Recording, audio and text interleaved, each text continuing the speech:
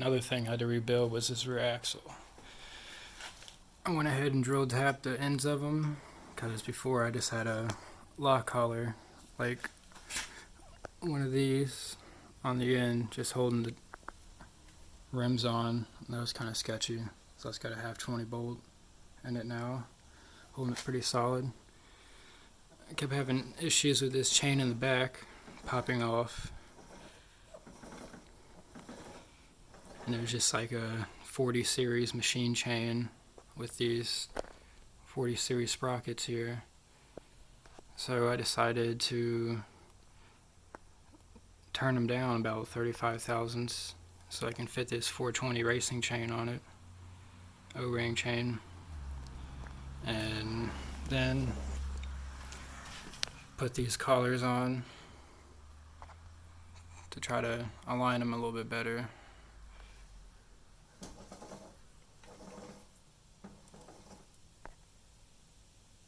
It's a little hard to see.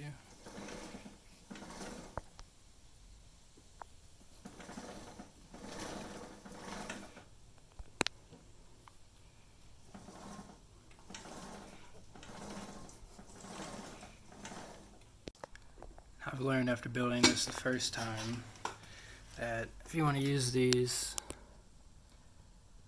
kind of axle bearing setups, do not use these set screws. That's all they do. And when you tighten them, they just dig into the shaft and cause divots and burrs, and then mushroom material up, and it makes it impossible to get the sprockets and all the bearings to slide off. So I suggest getting a bunch of these aluminum collars and using those to hold sprockets and the inside of the hubs on. Set screws are no good. But I need to order some more of these collars so I can put them probably here and here, because right now this axle can slide back and forth if it wanted to. There's nothing really stopping it. I skipped a lot of the work I did, but I got this thing running and drove it a couple times, and it still kind of runs crappy.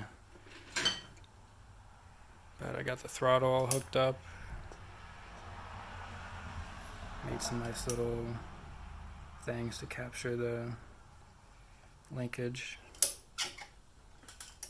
A simple pivot. Same for the clutch.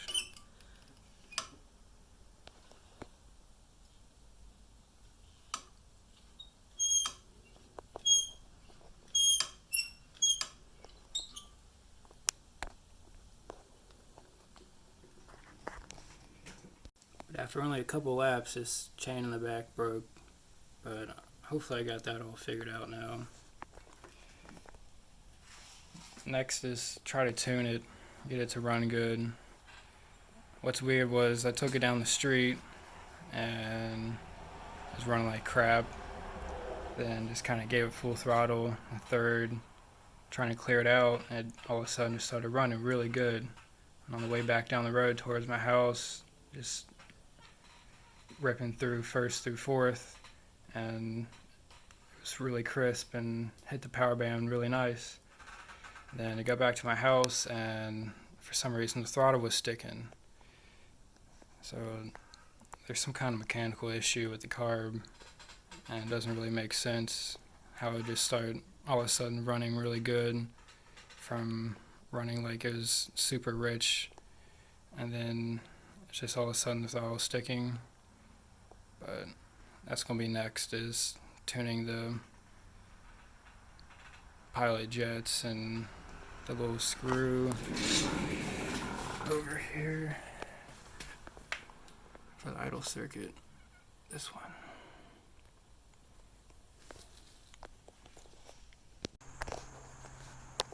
Alright, just picked up this little ripper.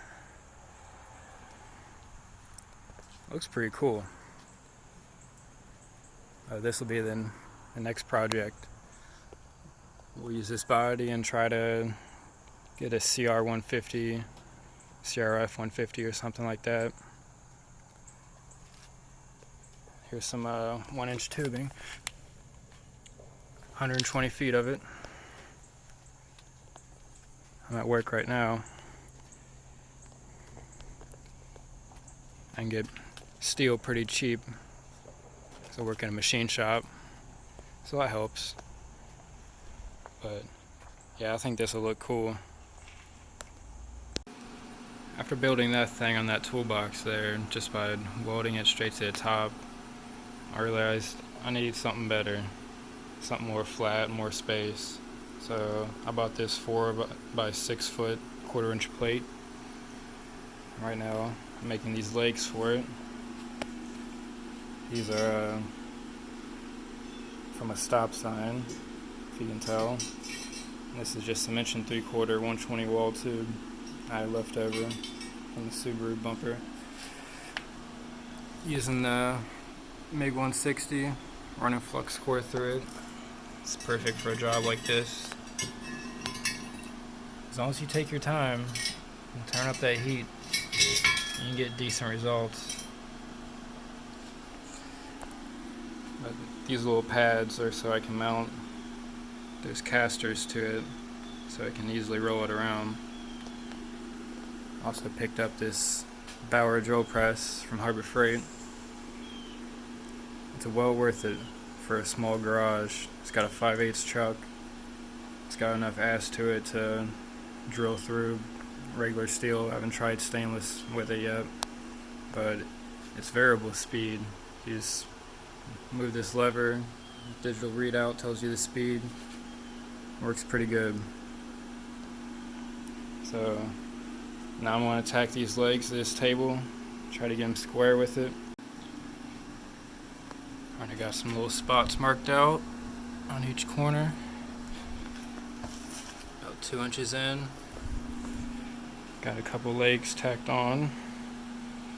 Just using those squares there and a digital gauge to get it close.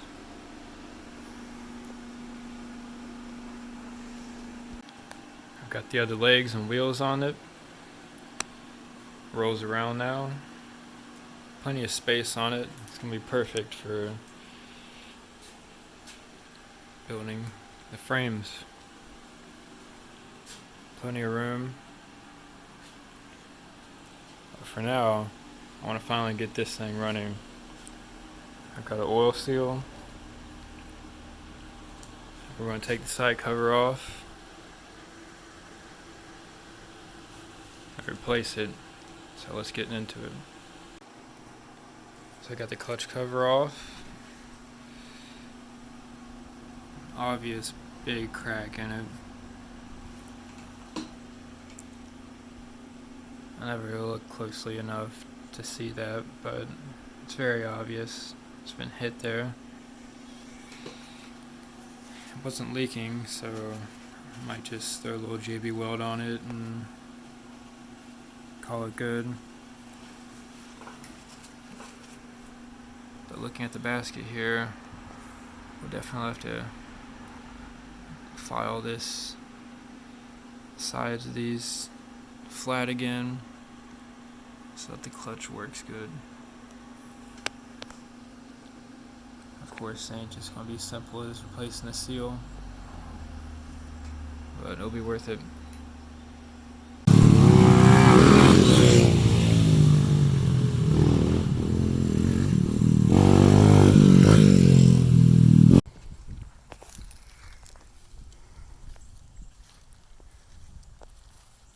A while back I bought this 2-seater Got it for pretty cheap, $300.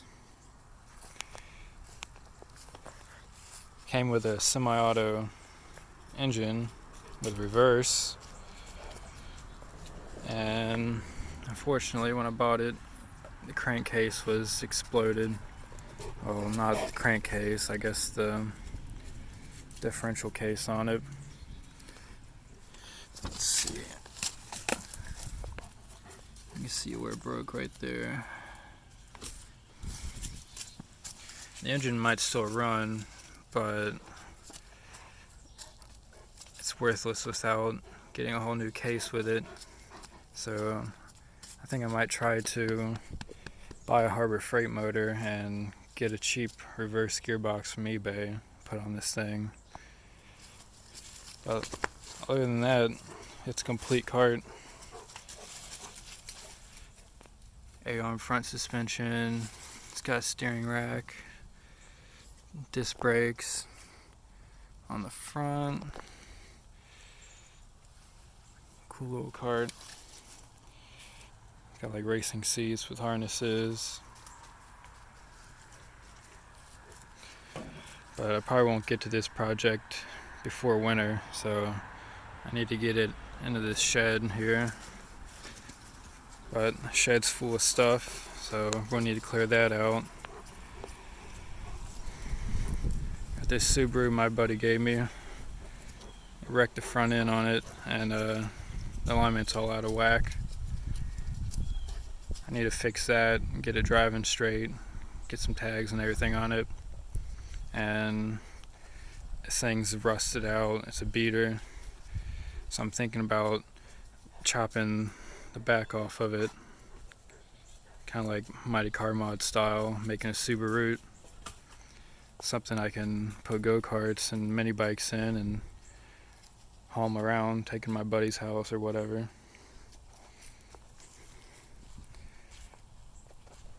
It's the old motor out of the green soup. In here,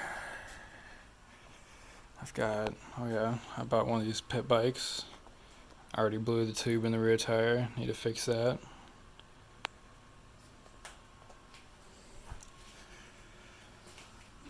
On this, I found out that I did in fact buy the wrong oil seal. This is the one I bought.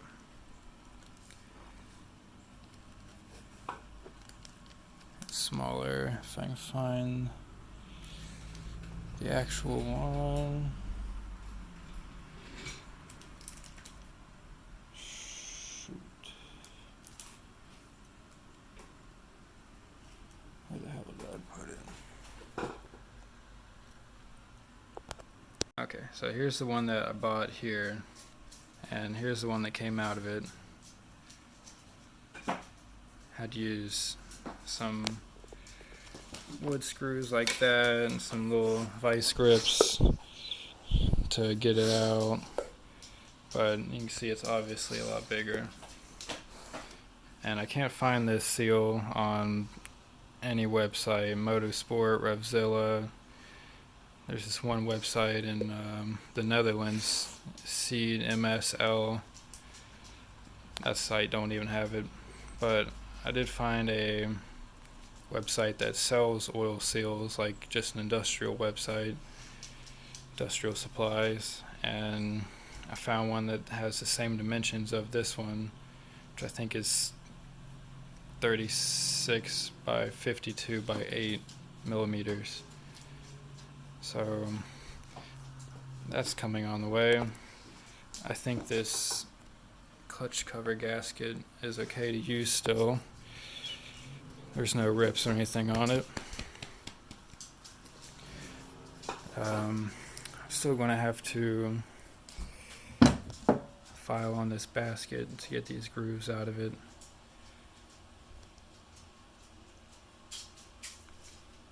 So that'll keep me busy while that seal gets here. But yeah, I need to finish up this fabrication table, get that rear tire done, get this thing running, get that in the shed. So there's plenty to do.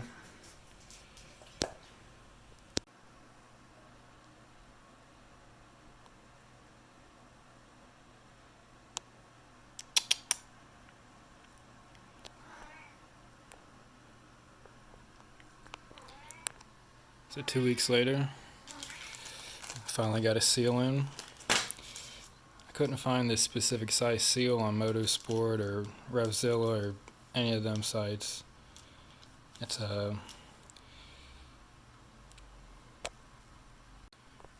but it is the same exact size, all the dimensions and thickness and everything. The only thing different is the seal that originally came in the bike has this metal plate on the front of it. This seal has like an open groove on both sides. I'm wondering if that'll work or not.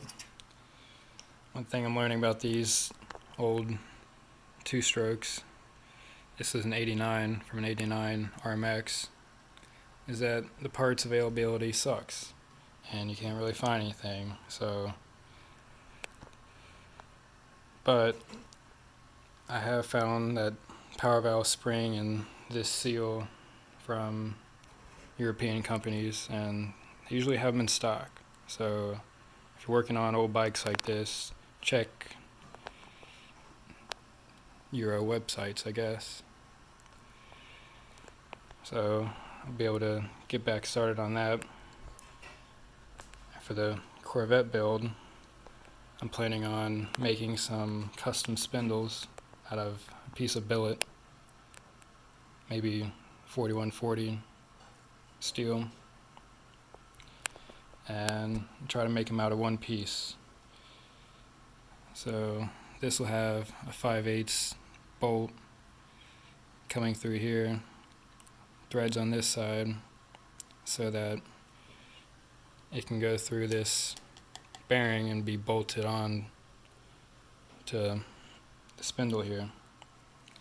So I'll have a 5/8 bolt going through it, welded on with the back, and these open slots here will be where 1/2-inch heim joints will sit in there, and the thread will be out here, and I'll be able to use tubing from the frame to those heim joints, and I'll be able to have a little suspension travel.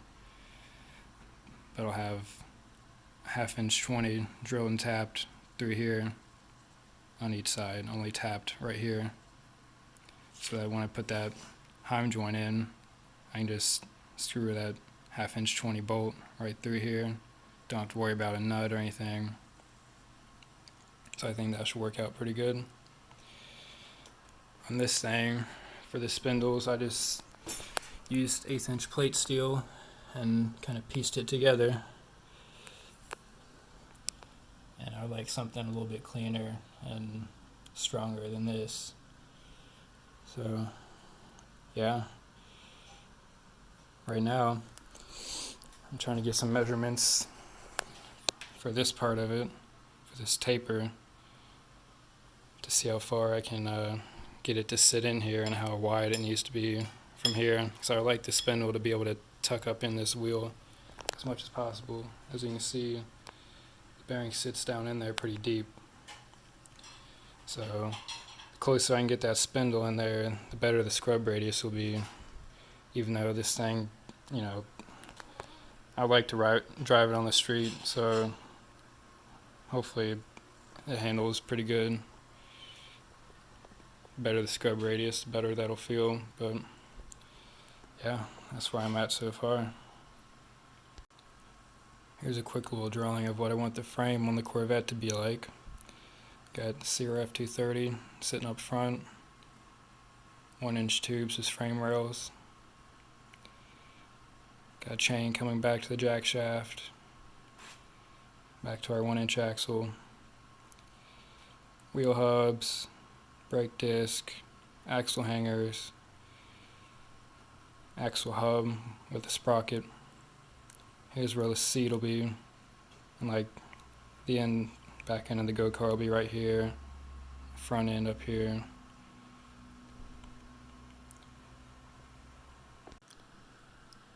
So the width of these 1/2-inch 20 heims, width as in the ball in the center here, I'm getting about 0.622.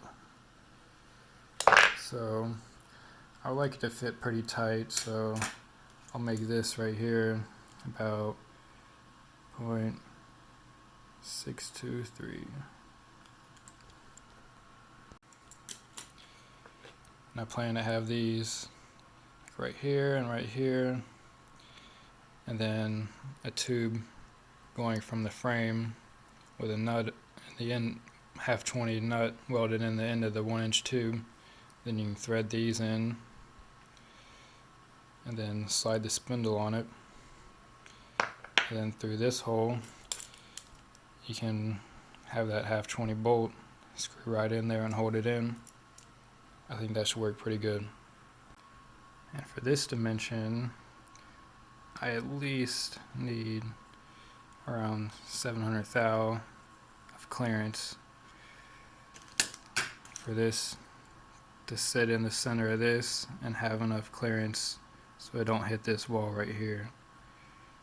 That's going to be important. I want it to be a nice tight fit. So for this overall length, I got 4 3/4. Got 4 3/4 on my calipers, and should have enough clearance to be able to fit down in there and have room side to side, so it's not binding up at all. And I want this taper part right here, this flat, needs to come and sit right down on this surface here. So the taper will be from here, then it'll start to taper out to the body, then I'll have a straight portion coming up here. So if this makes any sense, so that 5/8 bolt, the hex part of it will be right here, the shank will be going through the spindle here, here's the mating surface here. It'll sit flat against that bearing right here. There'll be no gap. The shank of the bolt will continue through the hub here. And this is the flat part of the middle of this wheel right here, down in the center, where these bolts for the hub will run through and bolt on. And that 5/8 bolt will run through and then you get bolted to the other side of the hub right here that comes through right there. So there'll be a little bit of stud poking out, and I'll have a castle nut or locking nut right here. And this right here, if you can visualize, will be the rest of the wheel. So that's pretty much what it'll look like. I think the spindle will be sunk down into the wheel a little bit more than what I have drawn here, but it's kind of a decent visual guide. Here's a little flange part of the hub here, these 3 things, where you bolt through onto the actual wheel. So I think that'll work good. So I want these sections right here, since they'll be so thin and a lot of stress be on them, I want them to at least be a 1/4 inch thick. I think that should be strong enough for what it is. So we can take this 1/4 inch on each side, you get a 1/2 inch, plus this 0.623 times 2, so you have 2 spaces of it. You add those together, then subtract it from your overall, and we can get this section right here, which is 3 inches and 4 thou. So that's pretty much most of the dimensions I'll need to make these, at least a prototype at first, to see if it'll actually fit in the hub. I might make it out of aluminum first, or maybe like a Delrin, just as a practice piece, because 4140, 4340 is difficult to machine and it'll take long. I work at a machine shop, so I have access to 3-axis CNC machines, so it'll make it a little bit easier to do all this. But I only have 45-minute lunch break, so time is money. One last dimension that's really important is the depth of this thread here that I'll use to bolt those heim joints into. And I calculated from this flat to the very bottom of the threads to be 1 7/8". I took the overall, divide that by 2, subtract that from 1/2 5/8. That gives you 2 inches from this flat to the very edge of this hole there, and 2 inches minus about 1/8 gives you about 1 7/8". So there'll be a 1/8 inch clearance between where that 5/8 spindle goes through and the end of the threaded pocket. So that should be enough room right there to be strong enough.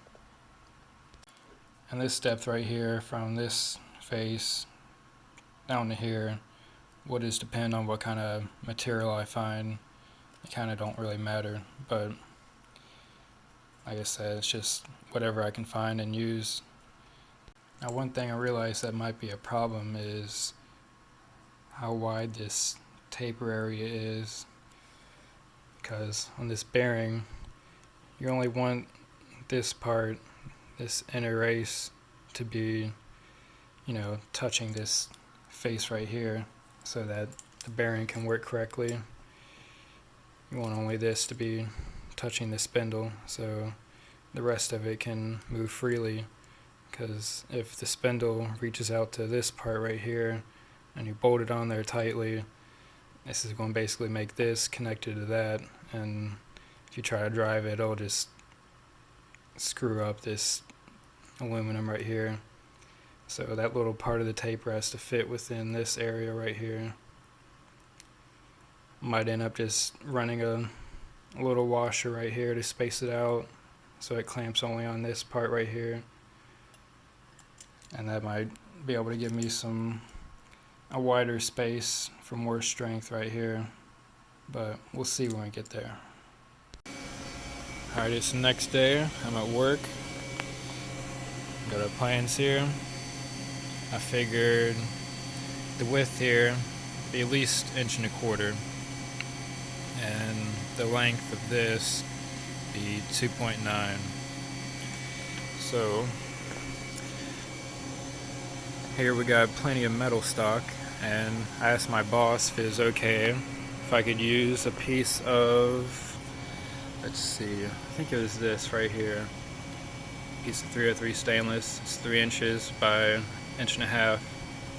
We got plenty of it, so that'd be cool. Corrosion resistance, won't rust up on me. Got plenty of stainless. I was thinking of using 4140, but we ain't got very much of it. Just this. I would cut up some pieces right now, but as you can see, our chop saw blew a hydraulic line, and I'm trying to get that fixed up. But for now, I think I'm going to use this piece of nylon plastic and cut 3 inch by 1.25 inch out of that, and try to make a little practice piece out of it first before I actually make one out of stainless. It'd cut a lot faster, and I would actually be able to see if it fits down in this rim here before I spend a bunch of time making one out of stainless. So I got this piece roughly marked up here. I'm going to take it over the saw. Got this nice big bandsaw. Be nice to have one of these back at home, but they're expensive. So let's cut it out. Well, I got that cut out. Left about 100 thousandths on the width and length. Then there's about 25 thousandths on the thickness. It already came this thick. But I'm already running out of time on my lunch break here. Decided to go eat out food today. And I got another job set up in my mill anyway. So maybe tomorrow I'll start cutting on that plastic piece and start getting a nice little shape.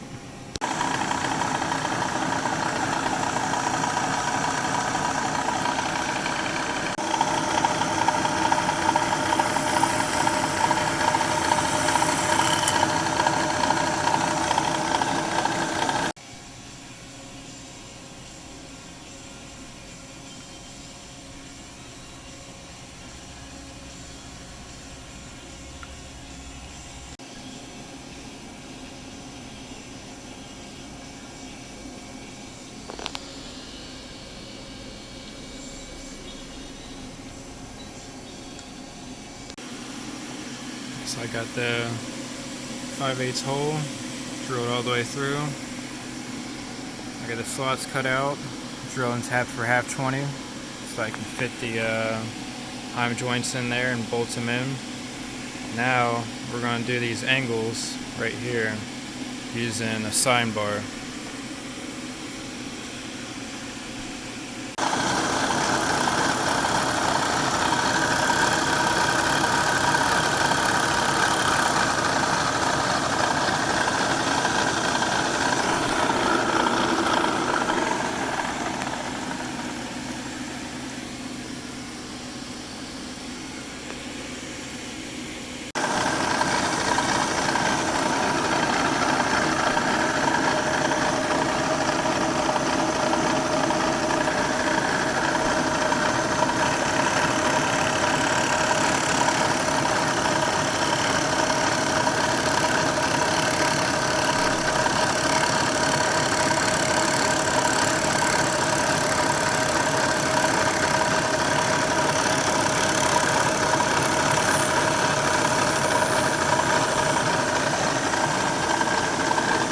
So I got this finished up at work.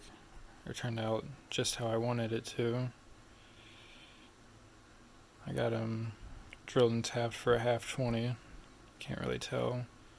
But clearance hole for a 5/8 bolt. Got the tapers on there.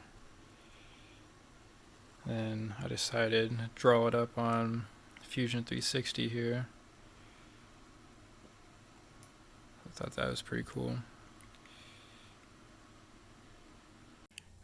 So now I'm going to finish up this table. I got the wood stove going, keeping me warm.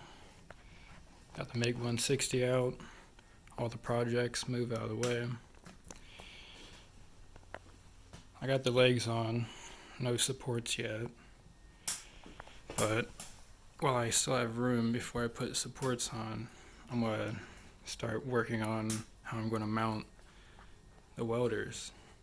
So I figured I would hang them underneath of it. I'm going to use some of this 1/2 inch by 3/4 bar stock. I got plenty of it over there. So I'm thinking I'm going to, from the bottom, just weld 2 little hooks on the bottom there. So I can just pick up the welder, put it up on them hooks, and it'll kind of just be hanging there. Then I might put some rubber pads on the top of the hooks so this can sit down on it and not scrape it up or anything. But yeah, I'm going to put this, the MiG under there, and the argon tank. Probably just going to lay it down horizontally and make some straps for it. So that's where I'm at now. Alright, so I made a little jig here on the side of the table. I got this clamped down. I got this perpendicular to the straight surface right here. Put this square up against it. It's nice and flat. So this part will weld up to the bottom of the table, and this is where the handle of the machines will sit, going that way. Then there'll be a little kick up right here so they don't just slide off. And I've got this piece spaced up with a 1/8 inch piece right here, so it sits in the middle of the 2 bars. So I'm going to tack this piece right now and then find out whatever length this needs to be to hold the handle nice and snug. And I'll cut it and put a little angle piece right here. I got the first one cut out and tacked up. I got the second one here cut out. There's some big gaps in it. They're all uneven. I was just holding the bar down with my foot and using the angle grinder to cut it. I don't have my vise bolted up yet. Maybe I should do that before I do all this fab, but this is what I feel like doing right now. So we'll get this one tacked up, and then we'll get them tacked up on the underneath of it, see what that looks like. Alright, got them all fully welded up. I got one in place under here. I measured out 2 even spots from the bar over. So I got one here, one there. Just gonna hold them up like that with a magnet. Put some good tacks on them, and then stick that TIG welder up there and see how it fits. I got that hanger fully welded. This one's just tacked in, but spacing turned out to be just enough. Got a little gap on this side, but just sort of hangs under there now.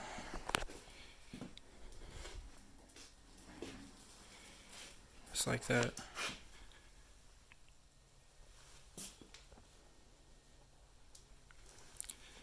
So I plan to do a similar thing with the MIG welder and hang it up right beside it.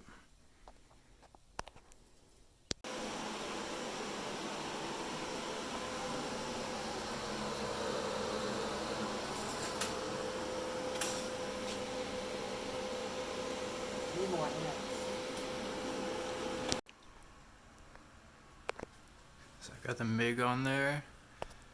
I got the argon tank hanging up in the back.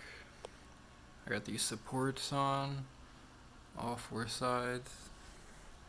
The table's almost done. I need to make some little hooks to hang all the wires and TIG torch and everything up here in the front. For now I just got them in a bundle, but it's time to finally get this thing running. I got the new oil seal pressed in. I remember that it's not an OEM seal. I had to find one off of 123bearing.com, and here's the part number. Dimension seemed close enough. The OD was a few thousandths bigger, which is probably a good thing to help it seal better. So it's ready to go back together, but this clutch basket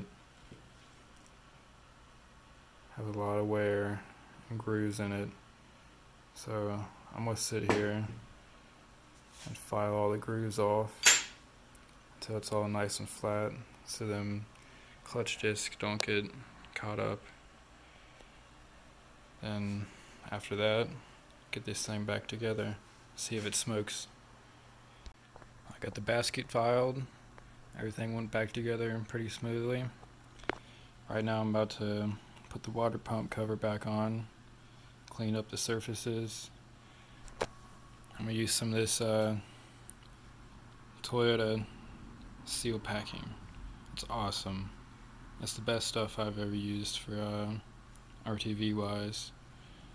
So we're going to get this on there, get it set up, let it dry for a few hours, and get the pipe on there and everything else, and see if this thing still smokes. Everything's back together. Radiator's hooked up. Coolant's in it. Topped off.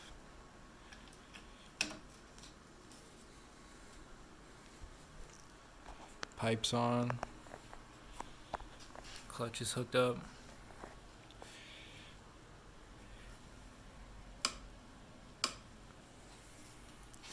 Kickstart's on. It's ready to go. Just need to give her gas and try to kick it over. It's too late right now, so that's gonna be for tomorrow morning. For now, me and old boy are making chili.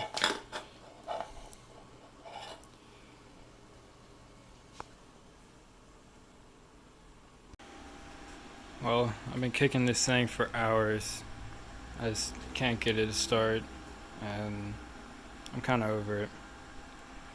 This thing being so old, it's always going to have these problems. And with how this kickstart is, you can't really get a good, kick on it as it comes down and hits the floor here, and then your foot slips off, and it's just not working out. I'm tired of it. This thing's always going to be that way unless I fully rebuild it or something, and even then it's still going to be kickstart, and I'm just over it. So this thing was supposed to go into the Corvette, but I think I changed my mind. I'm going to put this motor in that chassis, and then I'm going to get an electric motor, electric dirt bike kick, and put it in this Corvette, because you can't beat this.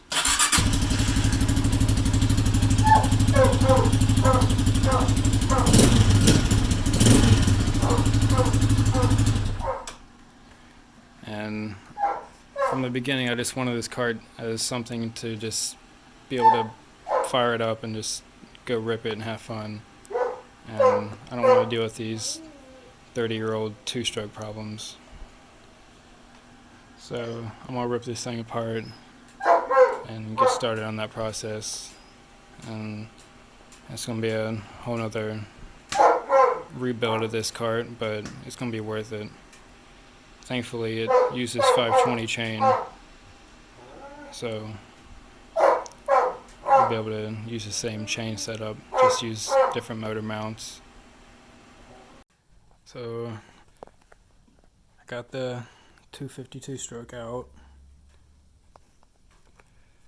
I got that Honda 230N. I cut out all the bottom bars and brackets. I'm gonna start fresh. You can see how far back I have it sitting from where the old motor was. So I'm gonna move it back in the chassis and lower, probably about 5-6 inches or so. So I'm gonna have to run a new bar from here over to the other side.